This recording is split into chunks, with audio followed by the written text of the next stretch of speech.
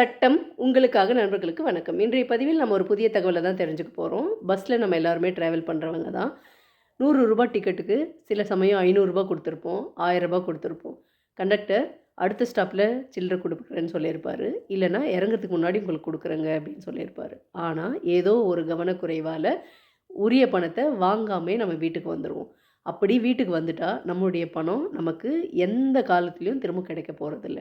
இதுதான் எதார்த்தத்தில் இருக்கக்கூடியது. ஆனால் இனிமேல் நீங்கள் அப்படி பேருந்தில் சில்லறை வாங்க மறந்துட்டீங்கன்னா, அந்த சில்லறை பணத்தை வாங்கி கொள்ளக்கூடிய வசதியை தமிழக அரசு உருவாக்கி கொடுத்துருக்காங்க. ஒரு டோல் ஃப்ரீ நம்பர் கொடுத்துருக்காங்க.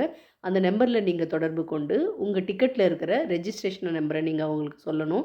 எந்த இடத்துல ஏறுனீங்க, எந்த இடத்துல இறங்கினீங்க அப்படின்ற ஒரு தகவலையும் அவங்களுக்கு நீங்கள் தெரிவித்து, எவ்வளோ பணம் உங்களுக்கு கண்டக்டர் திருப்பி கொடுக்க வேண்டியிருக்கிறது அப்படிங்கிற விவரத்தையும் நீங்கள் சொன்னீங்கன்னா, அவங்க உரிய நீங்கள் எந்த பஸ்ஸில் வந்தீங்களோ அந்த கண்டக்டருக்கிடம் தொடர்பு கொண்டு உண்மையா இந்த தகவல் அப்படிங்கிறத கேட்டுக்கிட்டு, உங்களுக்கு ரூ. 400 திருப்பி கொடுக்கணுமா? இல்ல ரூ. 500 திருப்பி கொடுக்கணுமா? அப்படிங்கிறத பொறுத்து அந்த தகவலை கண்டக்டரிடமிருந்து கேட்டு பெற்று, உங்களுக்கு கூகுள் பே மூலமாக அல்லது யுபிஐ மூலமாக உங்களுக்குரிய தொகையை உங்களுக்கு அவங்களே நேரடியாக அனுப்பி வைப்பாங்க.